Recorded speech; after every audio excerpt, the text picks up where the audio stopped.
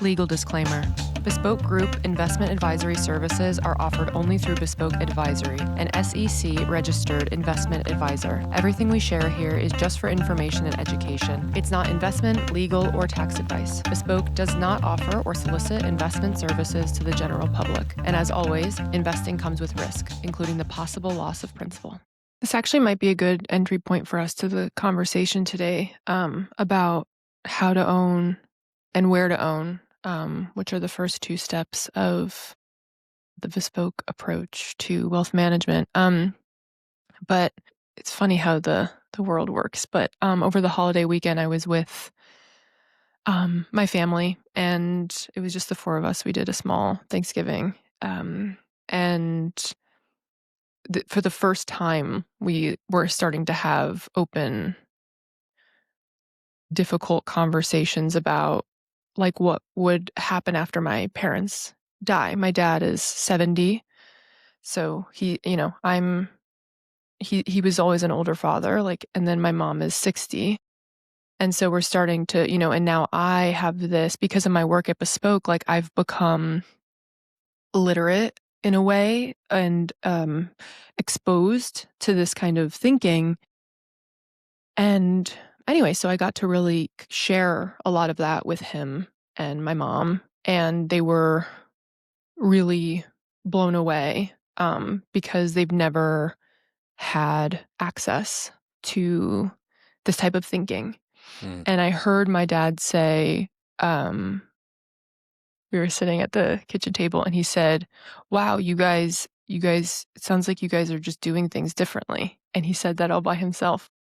And I know that that's something that I kind of love, that that's something that we just say to each other internally, as opposed to having some tacky tagline or slogan, but it's something that keeps coming up. So with that being said, I now have this. We've been having conversations about how to own, or harder conversations of how to steward, or how to what happens next, because they're not going to be here forever. And whatever that looks like, it doesn't really matter how much money you have, right? Whatever that looks like for you. Yeah, but I thought that was I was kind of wowed. Yeah, yeah. I mean, welcome to adulting. I mean, this is you're really kind of getting into it now. Um, and at the risk of saying too much, I mean, your parents are in an industry that you're just not in. And so you will not, most likely will not step into the family business. As their family business winds down in some way or another when they retire or whatever they end up doing, it's not like you're just going to step into a family operating business that's a natural extension of your career path or your interest level. So then, whatever level of wealth they leave behind for you, it's going to be more of a passive type of wealth. It's going to be a matter of stewarding, as you mentioned, not stewarding it and taking it in your own direction, whenever that time comes. And hopefully that's many, many years, decades into the future. But it's inevitable. I'm dealing with this right now in my own family. And so, the process by which a generation transfers not just the economic markers of success, but the characteristic markers of success: hard work, stewardship, responsibility, creativity, you name it. Just pick your positive adjective. Those are all things that families want to pass on. And those are things that simply cannot be passed on completely in the form of any type of structure. I mean, we're talking about human issues. We're talking about qualitative outcomes, and different types of estate strategies can help provide scaffolding around the work that the family does, but it can never replace the hard work of actually parenting in a loving way and helping those values transcend from one generation to the next. And that's not just like a flip the switch and it's done. It's a gradual walking alongside, side by side type of process. one of the things that you wanted to spend some time talking about today, I think, was about structure Yeah. and about that scaffolding that we talked about. Yeah, And can we get into some of that? yeah, I think this is a really nice intro and ultimately segue to those conversations. And I mean, one of the things I've loved so much about my relationship with Jonathan and my friendship with him for the 20 years we've been shackled to each other like brothers in arms on this journey is that he and I see the world very similarly, but we have got slightly different lenses that through which we view it. But we often end up with the same, if not or very similar um, answers to or whatever, like strategic outcomes, just based on different journeys. You think of a family building its wealth economically, and then in its non-economic terms, values, as we've been talking about, and what's important and things like that. And it's almost like one of those Jenga games that you've got all these stacked rectangular bricks that you're sliding in and out, and it's building, and it becomes increasingly top heavy. Sometimes it can become increasingly fragile. But that's basically the story of family wealth through the generations as it builds and as it builds and as it builds. And as it continues to build, it can become increasingly unstable because there's not a meaningful amount of support around it. And one of the ways I view the types of the different types of trusts and the different types of strategies that we do is starting to build a form of scaffolding around this wealth so that there's still room to operate. There's still room to play the game, if you will, but there's an exoskeleton or there's scaffolding around it that supports it that prevents one wrong move from toppling the entire family structure. And that really is the importance of structured wealth strategy. And there's so many different ways, there's no one right way. There are plenty of wrong ways. There's no one right way to build that scaffolding. But you want to build this scaffolding, again, think of trusts, whether they're the dynasty trusts or garden variety revocable trusts that cascade through the generations once they become irrevocable. You can make them so constrained that you've effectively tied like a full cladding around the family wealth so that nobody can move. And then if nobody can move, then we start to see entropy and things start to decay inside this structure. But if the scaffolding is somewhat loose and flexible, but is still strong, then people can continue to play the game and pull out a piece and then move it to a new location and put out a new piece and do something different with it and express their own values and their own life through this game as the family's wealth continues to build. But the wealth strategies are the scaffolding that keep the whole thing from falling down. So what are some of those features that are the scaffolding that allow the flexibility that you're talking about and kind of the evolution that I think you're talking about within a family? One of the expressions that we hear often is controlling from the grave, whether someone wants to control from the grave or doesn't want to be controlled from the grave. And I think that's an important concept, because to use Matt's word, shackled, I think a lot of younger generations feel shackled by what's happened in the family in the past, these trusts that have been set up that they don't allow for the flexibility that Matt described. And so, especially as you get further removed from those who created these, historically, a trustee had all the powers, and the relationship was between the wealth creator, the ones who established these structures, and that trust company.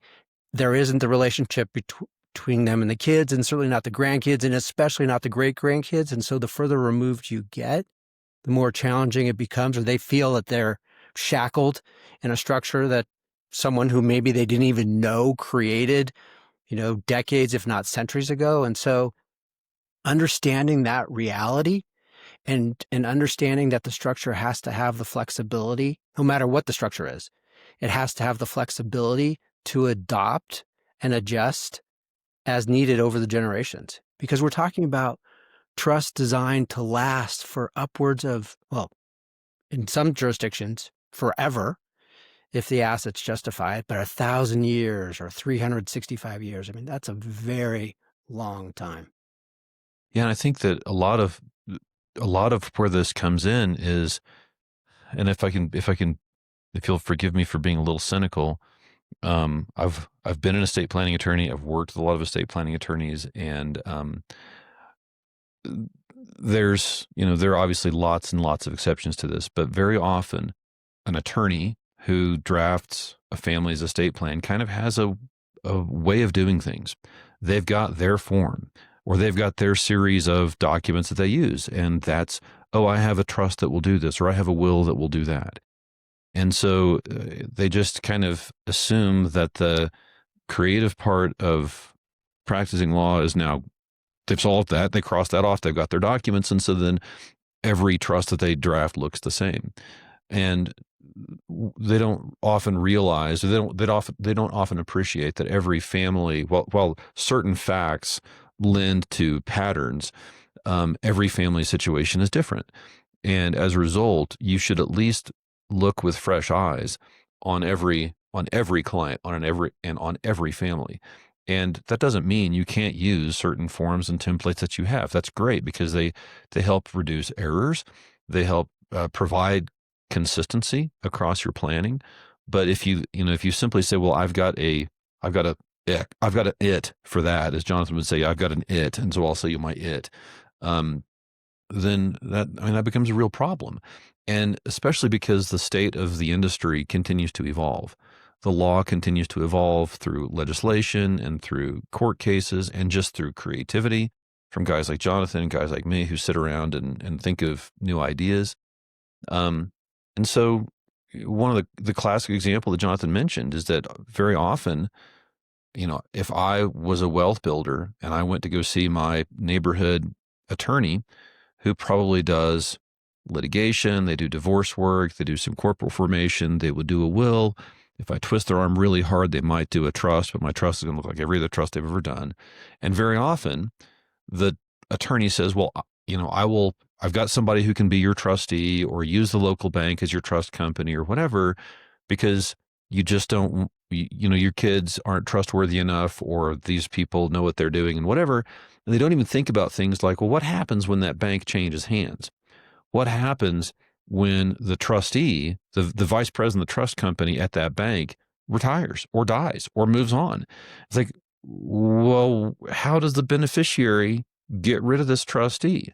If this trustee is just now like an anchor around them, what if you've got a trustee in Washington State where the family may have built their wealth, and now the kids live on the East Coast, or they live in Europe, or they live somewhere else? Do you really want to have a trustee halfway around the country or halfway around the world managing the family's money without any way to change that?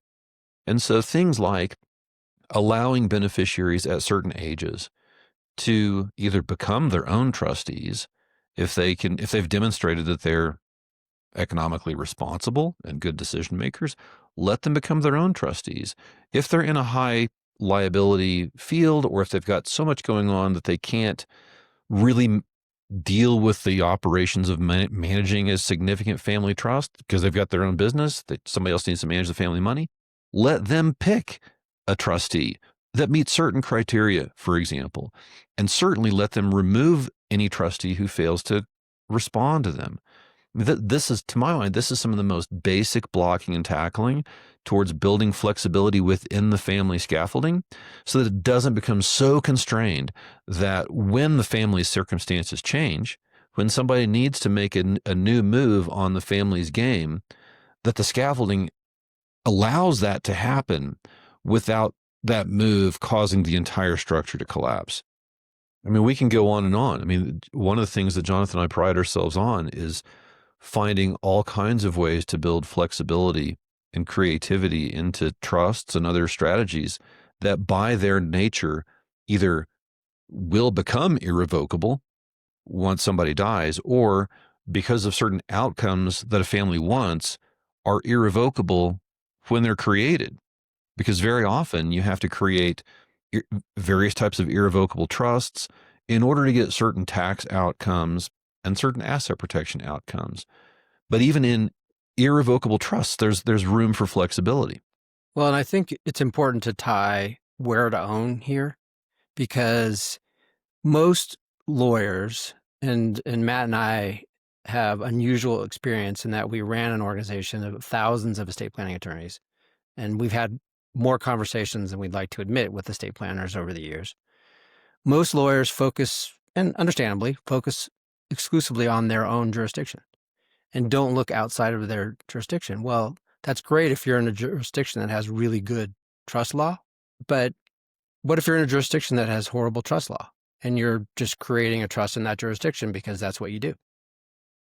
Can we take a step back to, I want to talk about wills and trusts at a very basic level, and then I want to talk about tax, and then I think that can get us into more of the where to own as well. But why? I want to talk about wills and trusts. Like, wills seems to be the reflex option for literally everyone, and there is a lack of education or understanding around the benefits of a trust. Yeah, and which tells me that we've not done a very good job yet in helping people understand the difference. So let's get really simple. It's interesting how regional it is, because in some states like California, where revocable trusts were more or less created, everyone knows you need a revocable trust. Some states, particularly in the South, they're still just about 100% will-based. Everyone, all they need is a will because it's simple and it's less expensive. But there are significant advantages to a trust and disadvantages to a will. Let's talk about those. Yeah. And I think for me, the fact that a will it doesn't avoid probate. There's a misunderstanding that if you have a will, you can avoid probate. And probate's simply the process by which one's property is transferred to his or her intended beneficiaries at death. People think that if I don't have any sort of will or trust, I'll go through probate. But a will actually dictates probate, because that's how that will transfers property, through the probate process. That is a public process. And by that, I mean, when someone dies with a will or without a will, their personal representative has to create an inventory of everything that decedent owned. And that becomes a matter of public record. My learning has been, like, I think for people who are maybe more public or more like they already are needing more privacy support, like those types of clients, I think it's clear to them, right? Like they hear you say that and they're like, oh my God, of course I don't want to go through a probate process. But I think that there are a lot of wealth holders that are like, oh, like, okay, isn't that why would I even care about that? I want to take a stab at this because I think there are a lot of issues around this, which is probably part of the reason why it's such a confusing issue. I think there are some cynical sides to this. I think that there are some just humanistic sides to this. There are some economic sides to this. There are some emotional sides to this. The cynical take, which I think is, I think it's true, is that very many attorneys perceive that drafting a will is a very simple project, and wills are largely commoditized. You can go online and get a $50 will or get a free download or use a state statutory form or whatever.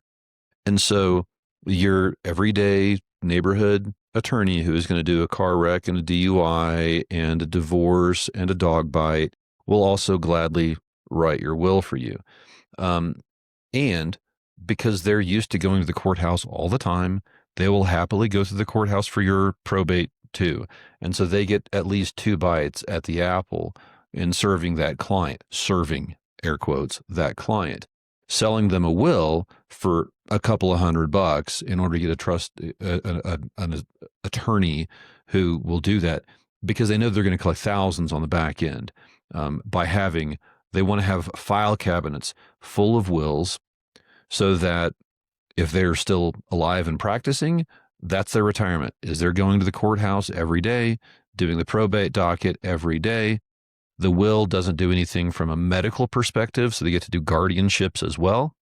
And so it becomes a cash machine for the older attorney. How do I know this?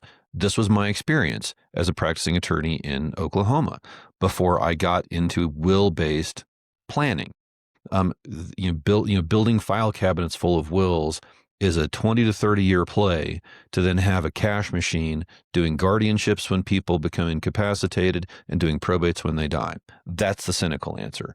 The emotional answer to this, or maybe kind of more of the psychological answer to this for the consumer is, oh, I'm just going to, my financial advisor told me I've got to do my estate planning, or my CPA has been bugging me to do my will all the time because, it's what grownups do. And so I'll swallow hard. I'll go talk about death. I'll get my will and I'll check it off the list. And thank God I'll never have to think about that again.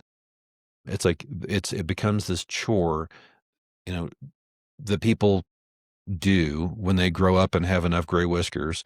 And they say, okay, well, I'm just not going to think about that anymore. But because it's emotional.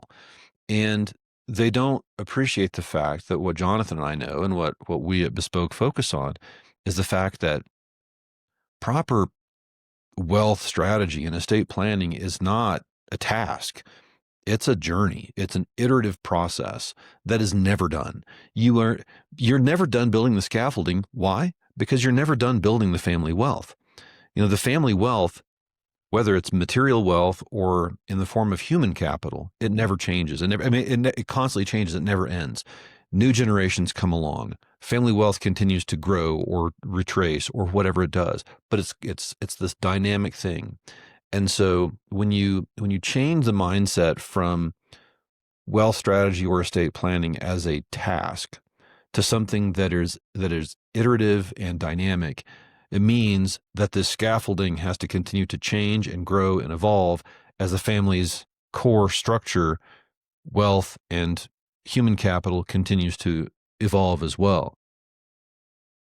Well, and I think wills sort of feed into that task mentality because they only take effect at death. And so you are planning for your death, which is not a pleasant thing to do. And so people, if they do it at all, the majority of Americans have zero plan. They have the plan that their state legislature decided was best for them, which generally is probably not what they would want. So they have a plan. It's not their own plan. It's the state legislature's plan. Why should someone care about a court looking through a list of assets? It's not the court per se. Sadly enough, there are people who literally, and now you can do it online, they comb through court records to find out who died, what assets they owned, what potential tax liability results from the assets that they owned. And so now they can go to the family who, in essence, have to have a fire sale because they have to sell assets to satisfy these liabilities. And so they can prey on the family because that information is public. I want to go a little bit deeper on this, Claire, because I want to challenge a premise that I think I heard you make. I don't think you were quite explicit in it, but this idea that the desire for privacy is only for people who are somewhat public. I don't think that narrative is true. I think that we are in an age, especially in this age of what Shoshana Zuboff talks about as surveillance capitalism. I think that people are increasingly concerned about their privacy, as well they should be. And the desire for privacy is not just for the affluent. Privacy, I think, is a fundamental human right. And so, and here's where I'm going with this in the probate context. Well, first of all, when we're dealing with wills versus trusts, if that's the comparison, we're only dealing with death. We're not dealing with a period of physical incapacity or disability, because a will doesn't do anything until you die. As Jonathan mentioned, the will serves the singular function to take the property that used to belong to a living person and now give it to that living person's heirs. That's all the will does. So if I have a stroke, or if I get injured to the point where I can't take care of my own financial or health care decision-making processes, my will doesn't help me at all. And so I have to go through either a guardianship process or a conservatorship process, or hope that my powers of attorney that I executed 15 years ago will still hold, so that my family can make financial or medical decisions for me without having to go through a judicial process. Even though those processes are often private in many jurisdictions, those are the processes that are reserved for people who don't have a trust, for example, that manages the financial decision-making processes while they are alive, but for some reason not able to make their own financial decisions. And then let's go back to the privacy thing for a second. Because if I'm a business owner, if I own a successful hardware store in my community, or I've got a successful bike shop or coffee shop or whatever in my little community, and now I die, my wife or my kids have to take my will. Hopefully I had one, or I didn't have any planning at all. And now they've got to go through the process of trying to make sure that my business that I built succeeds through a judicial process that they have no control over, a judicial process that is subject to the availability of the court's schedule. Meanwhile, we've got payroll, we've got supplies, we've got inventory needs, we've got accounts receivable, we've got accounts payable. Who's managing this business that I built? This business relied entirely on me and maybe my wife or my kid or whatever. But if I'm the owner of this thing, who's going to sign the paychecks for the team? Well, so this uncertainty starts to tremendously undermine the value of that concern. And now, when we go to probate, when the inventory is had, and that the inventory is public, that inventory usually comes between 60 and 75 days after the probate is opened up. Meanwhile, so now for a couple of months, my business has been dealing with the uncertainty of the death of the founder. And now I probably don't have the only hardware store or the only bike store or the only coffee shop in my community. So now if I'm a competitor, if I change roles now and a competitor wants to see, I wonder what happened to old man McClintock when he died. I wonder what's going to happen with his business. Oh, there's a probate opened up. Oh, it looks like there's employees that are wondering where their next paycheck is coming from. There are vendors who wonder how they're going to get paid. I bet you I can come in and scoop that sucker up for pennies on the dollar, or I can let that thing die on the vine, and I can just go, I know who these employees are. I can just go say, you know what? Really sorry about Mr. McClintock, but I've got some growth plans and blah, blah, blah. It's like this is the predatory nature that probate creates. That's unavoidable if you have a will, or certainly if you've done nothing at all. And we're not talking about the gazillionaires out there. We're talking about companies, local businesses that are the backbone of their communities and their founders. This is the future of those companies when those founders don't use trust-based planning to build scaffolding, to build privacy, and to allow the family to have a mechanism that is automatic so that the right people can make decisions privately, without court intervention, without publicity, so that the family's wealth continues to grow. Because otherwise we have no scaffolding. I mean, this is the Jenga tower falling down. Well, and ultimately, a judge has to sign off on all these things. So that's why Matt said, the court's availability, all these things.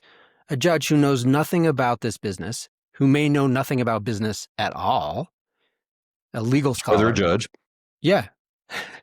They could have been a DUI expert. I mean, who knows? Who knows what their background is? That's the individual who will decide what happens with this business.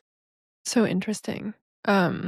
Yeah, I think from the privacy stuff, like maybe I was coming at it from a no, thank you. I think that really really articulated well kind of the relationship of all of these things and like really why a trust is just gonna it's a protective measure, you know? Yeah, because if you're not a public figure, you don't really have to worry about curiosity seekers as much. Yeah. Although I do want to kind of come back to this surveillance capitalism point that I made, but in this in this community context, um, I think that's really relevant. But now it used to be back when I was doing probate work as a baby lawyer in the early 2000s.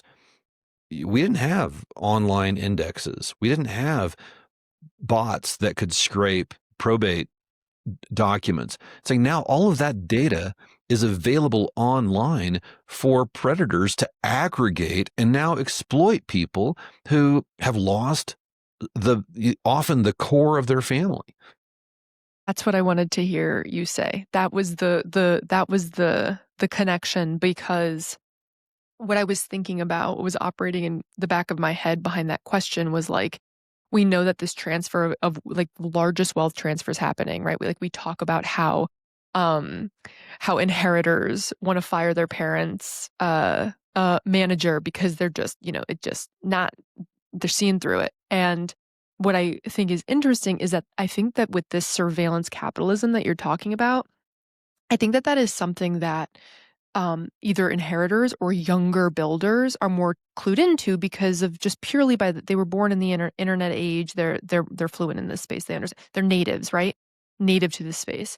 And then, but with the boomer generation or the transfer, like as you just said, like I don't even know that that connection is being made, that like their data is going to be able to be like this. So it's just an interesting dynamic, right? Because I wonder if the concern or emphasis on privacy might even be coming from either younger founders or inheritors.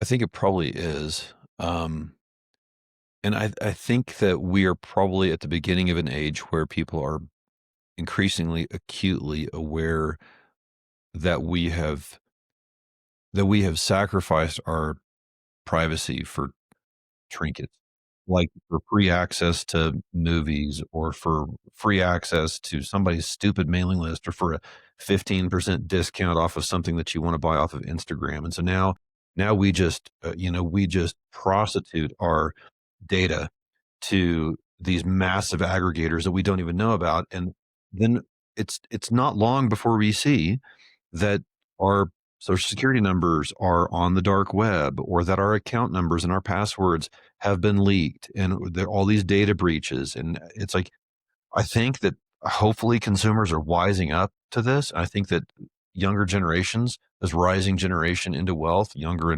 inheritors and younger entrepreneurs are more aware of this. And that is a huge, huge privacy gap that probate leaves wide open. How do you or do you help clients kind of tighten up their um emails, passwords? I mean, is that Yeah, it's something that we actively support clients doing. This is also an emphasis for us in the new year. This is part of what we do under the family office side of Bespoke's offering. We work with some of the most reputable data cybersecurity firms in the country to help them. And these are companies that are based in the United States but have a global footprint that can help people understand how far their digital footprint extends, and then how do you start to kind of tighten that up. But there's some, so we do that from a family office perspective, but there's really basic stuff people can do. That one of the yeah. things I think Jonathan uses it, I use it. It's a service called Cloaked. We have no affiliation with them, whatever. But use it. I mean, if like on your iPhone, you can use Hide My Email, and you can use Cloaked allows you to create alias user passwords, alias account numbers, alias phone numbers, alias emails for every new thing that you log into. So that way, if let's say that you bought something from Etsy, and just to pick on somebody, well, if you use the same email all the time, and God forbid you use the same password all the time, and then Etsy has a data breach, well, then now your email and that password, which is probably your master password, is all over the dark web as people buy up data from data brokers.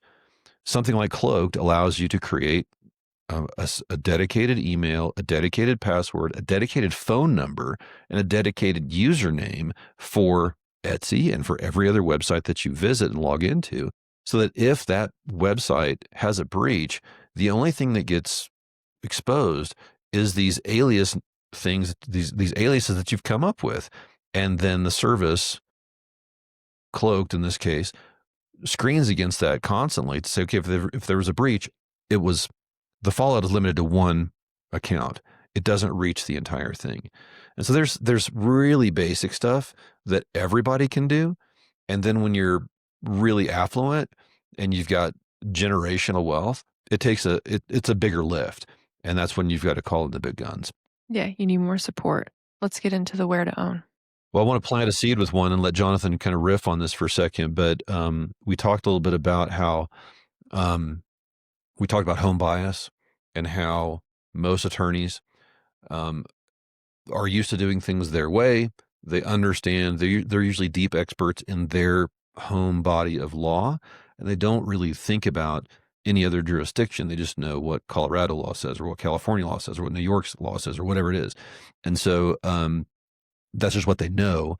And they don't think that it just never even enters their consciousness that they might want to use a different jurisdiction for a different type of outcome. That's the seed I want to plant with Jonathan. But before we get to there, this goes back to, again, this idea of flexibility inside existing documents.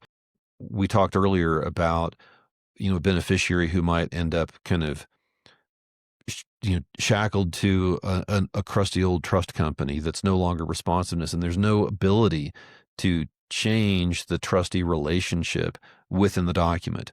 That's one bit of flexibility that every document ought to have, because if you don't have that, then the beneficiary has to go to court and show cause, which means they have to demonstrate to the judge that the trustee is acting inappropriately in order to justify removing that trustee. And that's a pretty high bar. Same thing if the beneficiary wants to relocate, the legal term is re-situs, but relocate a family's structure from one jurisdiction to another. Back in my example, we said, assume a family had wealth in Washington, and now the kids are on the East Coast, or maybe one is in Spain or whatever. Well, if we hadn't thought about that possibility, the family migrating to different parts of the world, we might not have thought about what happens when Washington is no longer relevant to this family's wealth. What happens if we've got a kid in New York and a kid in Florida? Can we allow the kids to separate their respective trusts and then say, well, I want my Florida trust to be governed by Florida law. I want my New York trust to be governed by New York law.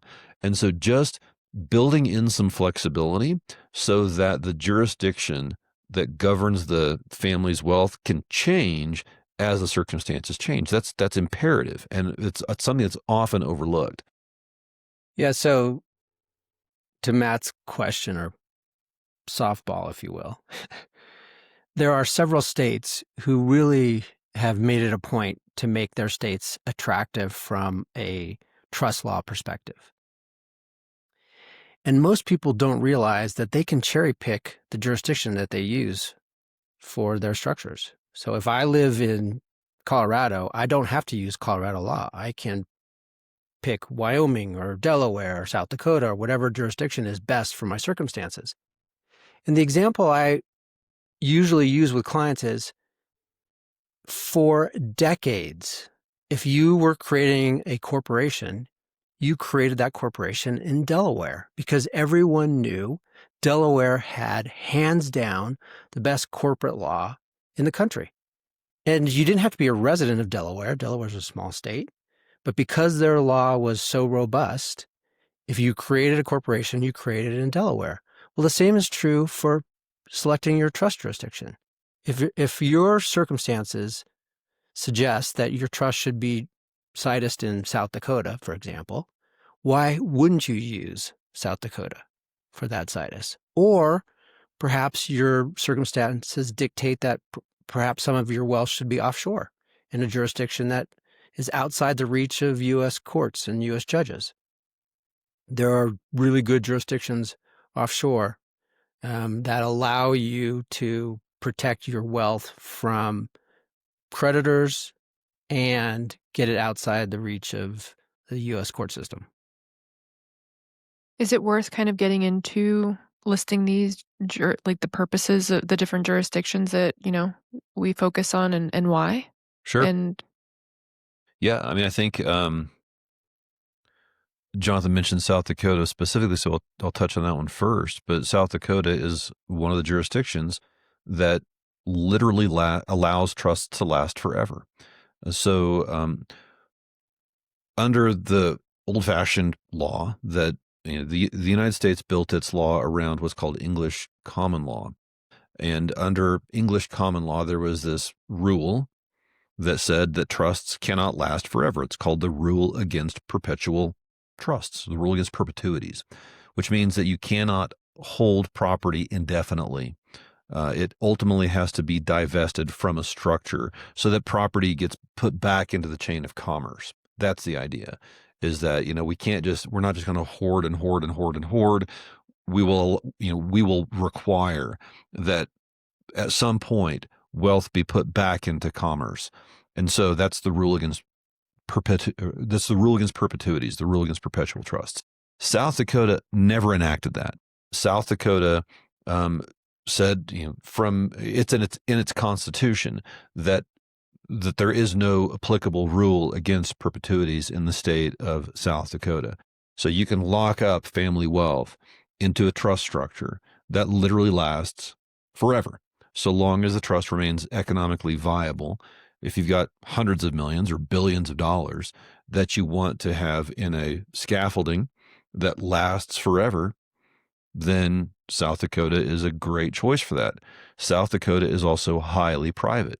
By law in South Dakota, every judicial matter concerning a trust is sealed from the public record immediately. So from the very beginning. So it's the most private jurisdiction in the country, in a jurisdiction that allows trusts to last forever.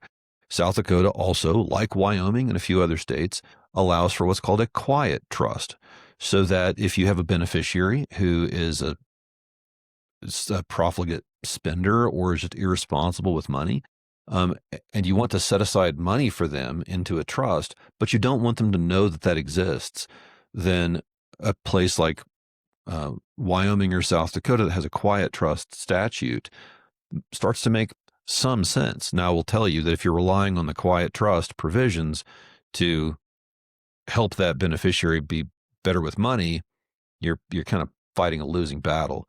But that's one of the features of South Dakota and Wyoming.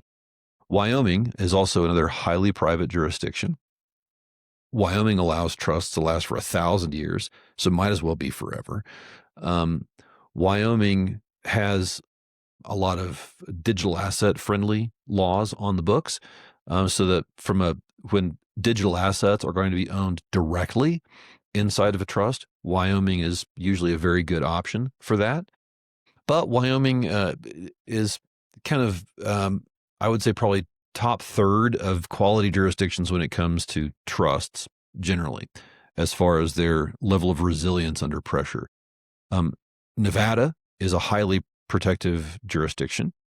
Its privacy and asset protection is on par with South Dakota. A trust in Nevada can only last 365 years. Still a pretty long time, but it's not forever. And so within the United States, these are three of the jurisdictions that we look at a lot, that we often will recommend for people when we're talking about the trust structure inside a family. Now, one other thing I want to touch on, and then maybe kick it over to Jonathan to talk about offshore and maybe some layering with limited liability companies. But one thing I want to touch on is when families have tremendous amounts of wealth, the kinds of clients that we see that have tens of millions or maybe hundreds of millions of dollars in family wealth, the question behind who is going to be the trustee is often very much in play here. And so very often they don't want to work with some huge trust company and just become, one of a handful of clients that trust company cares about. They want to create their own trust company. And so very often we will look at jurisdictions that have a private trust company statute that allows the family to create a trust company that the family owns and that the family can control. And so South Dakota has this, Florida has this, Colorado has this, Nevada has this, Wyoming has this, Tennessee has this. A lot of other jurisdictions have this, but we usually end up in either Nevada or Wyoming from these perspectives because both of those states have private trust company statutes that allow the family to create a trust company that is not subject to regulatory oversight by the state banking commissioner. Again, when we're dealing with family privacy, we want to keep regulators usually at arm's length. And South Dakota, as great as it is by all other measures, it does not have an unregulated family trust company statute. So that means that if your family has tremendous amount of wealth in South Dakota trust and you create a South Dakota private trust company, you've made the state banking commissioner of South Dakota a party to your family's operations. You can avoid that in Nevada and you can avoid that in Wyoming. And private trust companies, the private family trust company, is critical to the family maintaining the highest degree of control. Because we talked earlier about how if you have a third-party trustee, especially as you get further removed from the wealth creator, that relationship probably doesn't exist. And so now the family feels shackled by this structure. But if the family is the ones making the decisions, now those trusts actually work to protect them rather than serve as a shackle against them. When does someone need, at what level of wealth does someone need to start thinking about a private trust company? Range. I would say it's less than a matter of the level of wealth and more it's the intent of the wealth. What will the wealth be doing? And how actively involved does the wealth builder want future generations to be in the administration of that wealth? Those are really the questions. I would say, though, there is an economic component to it. I would say it probably doesn't make a whole lot of sense below about 50 million in family trusts. Yeah, I was like, does somebody with 5 million or 10 million or even 20 million? Yeah. It would not make any sense. I mean, it would be administratively and economically burdensome for a family. It starts to make sense around the $50 million mark, I think. But I'd say, again, more important than the value of the dollars is how much scaffolding does the family want in place? Because if it's just a matter of, look, we're just going to give all this money out to our kids, we're going to give it all away to charity, and we're just going to be done with it, then you don't need a family trust company for something like that. But if you take this idea of the family wealth is now the family enterprise, and whether we built it through a family company like we've been talking about, or we've built it through really intelligent, successful investments. Now, if our idea is we as a family believe in the long-term stewardship of this wealth and how this wealth can impact our communities and how this wealth will evolve through future generations, then the family trust company makes a ton of sense because it creates a natural, it creates a very fertile ground for rising generations to start being involved in the decision-making process, whether that's around philanthropy, whether that's around investments, whether that's about, the family business that, if we've got if we've got a successful family company, how does that company run inside this structure? Because ultimately the company and all the family wealth is going to be owned by a whole bunch of different types of trust structures. Well, sitting at the top of that trust stack is the trust company. And the family trust company becomes the central operating system of everything that touches the family wealth. And it becomes a natural ground for allowing the new generations to kind of rise up into decision-making power. How do you think about and this might be getting us into the offshore jurisdictions. I think it's going to be related, but I couldn't help but think about how the dollar is losing purchasing power. And when you're talking about, assets that are sitting within the trust structure, my mind went to dollars. How is that thought about? And then maybe also title ownership is part of my question. Yeah, so we believe strongly in title held assets, meaning you own the particular asset, not a fund or something else that owns the underlying asset. And that's important from a couple different perspectives. One, so here, it's interesting. When you deposit your funds in a bank in the US, you don't have title held assets. You have the equivalent of those assets. But if something happens to the bank, you're not guaranteed to get your assets back. Whereas in certain jurisdictions outside the US, like Switzerland and Singapore, which we really like, you always have title held assets. You deposit funds or gold, for example, into a bank, that those funds, that gold is yours. And if something happens, even if the bank goes under, which has never happened in Switzerland's history, but if it did, those assets would be yours. They would be returned to you. They're not subject to the general claims of the bank.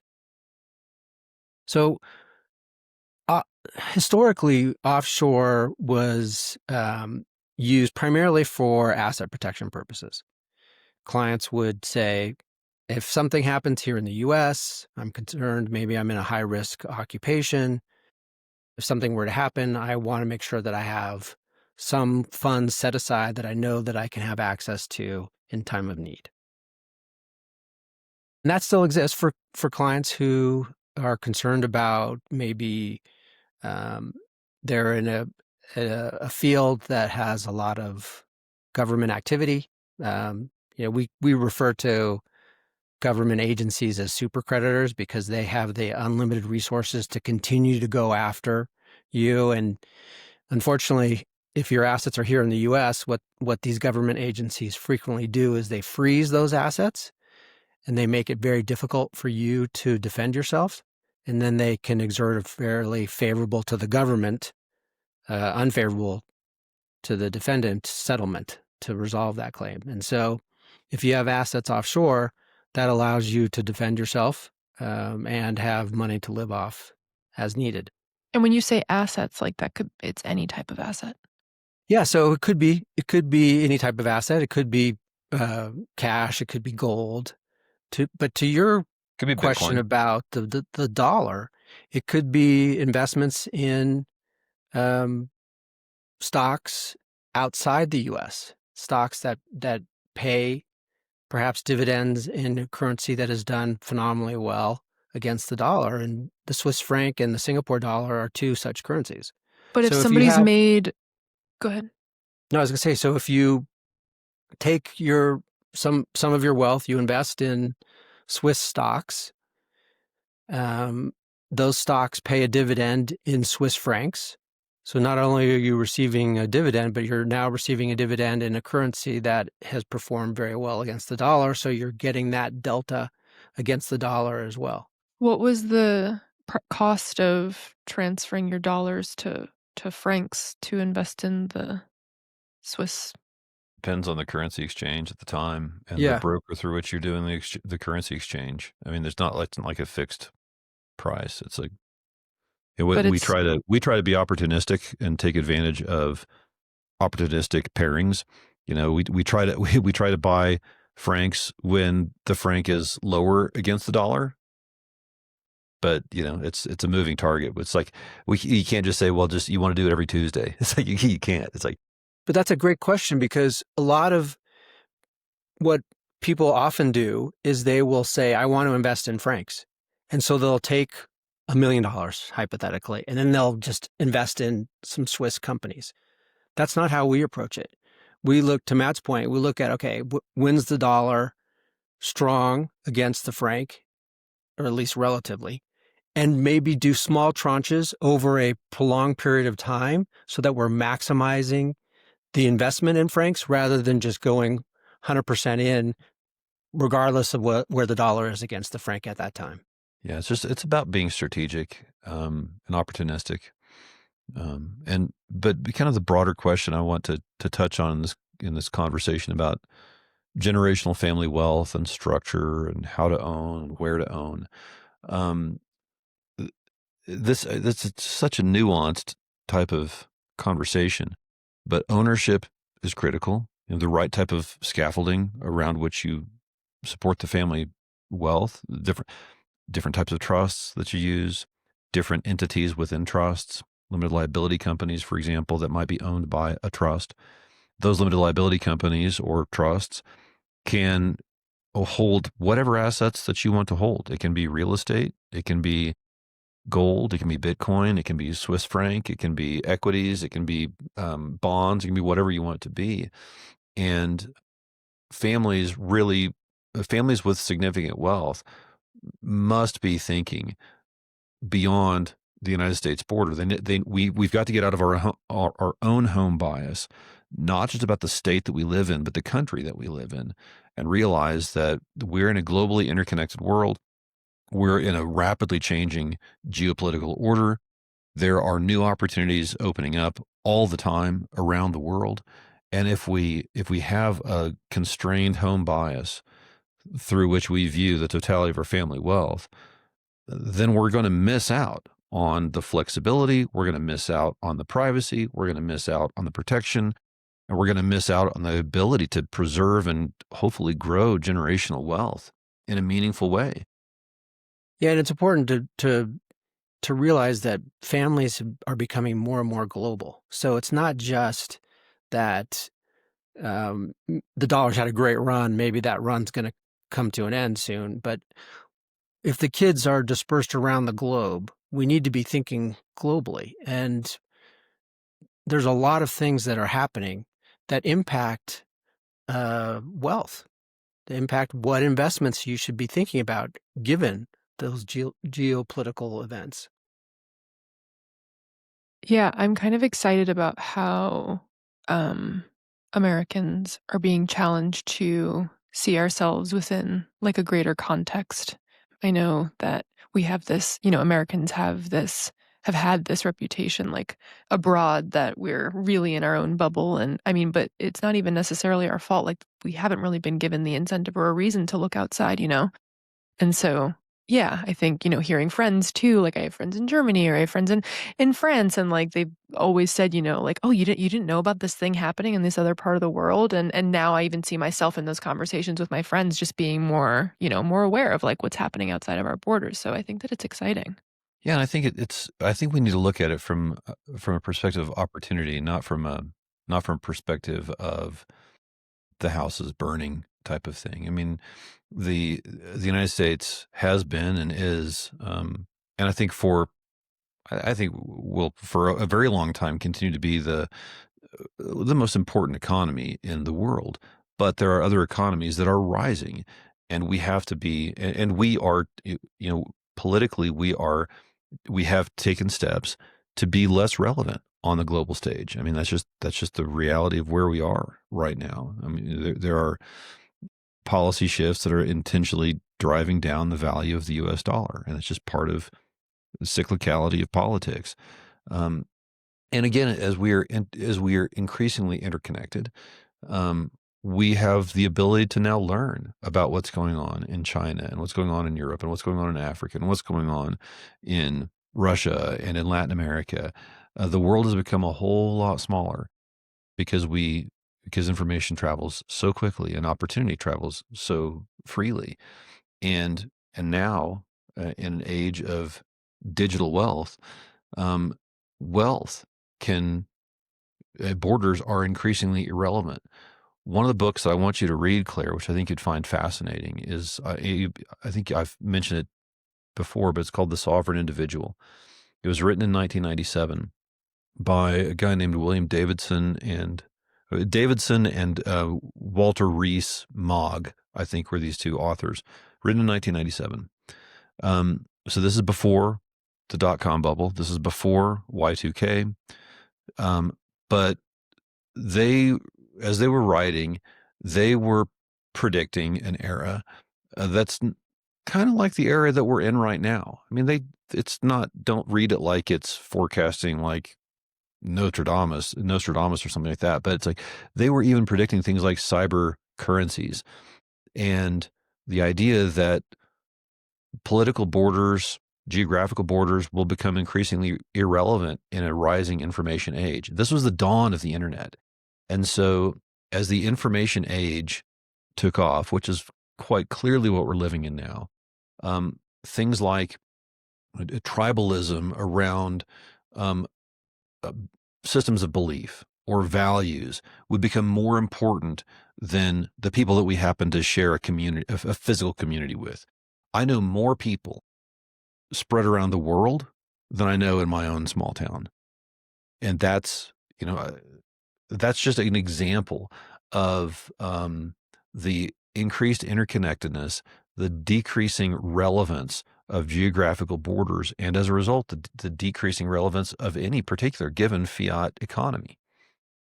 Yeah, I was talking to Jacob about this, about, on our geopolitics conversation, and how I had heard there was a story from someone in the Bespoke community, or somebody was frustrated because they had brought up to their banker like a while ago that they kind of were seeing this change and what can they do, and and this is just one of many stories of kind of the wealth manager or the banker being like, oh, get some municipal bonds, like and I think it's important to have space for like, okay, no, like things are changing, and that's okay, and like, yeah, it's good, there's going to be growing pains, and we're going to feel it maybe in some uncomfortable ways, but like also there is an opportunity to kind of like do things differently and grow and just adapt, like Well, adapt. this is Bespoke's mandate. I mean, this is our mandate, is to help families navigate these changes. I mean, Yeah. these changes will demand that you iterate. It demands flexibility. It demands that you be mindful about how do you own your assets and where those assets are owned, as well as what they are and the overriding purpose behind the family wealth. That's why we talk about how to own, where to own, what to own, and why. That is the mandate for Bespoke. Yeah, and it requires, I'm thinking on kind of the client side, but it requires like a stepping into I don't know the right way to put it, like a really you become like with the you have to become incredibly hands-on, I think is what I'm trying to get at. Like it's moving away from this like, oh, this person knows X, Y, and Z, and like I'm not, it's like, oh, this is an institution and they know how it goes and it's always going to be this way, and so like we talk about checking the box and like moving on, but now we're being forced to really peel like wealth holders are being forced to get more in the weeds and more hands-on than I think ever before. And Well, yeah, I mean, the world is, as we mentioned, the world is increasingly interconnected. The world is moving faster and faster and faster as time goes on, and which means that families with wealth will have to adapt. I mean, not just families with wealth, people have to adapt, and we just happen to have the privilege of working with some of the most affluent people. But these are realities that everybody has to face. I mean, yeah, no, we're all this we this affects stuff's changing. I mean, this affects every single person and human on the face of the earth, regardless of your bank account. Like we all actually have that in common. yeah. That's right. Um, It's just the people who have significant wealth, have the means to do something about it, yeah, and that's just the reality. yeah. Okay. Well, this was enlightening. Thank you.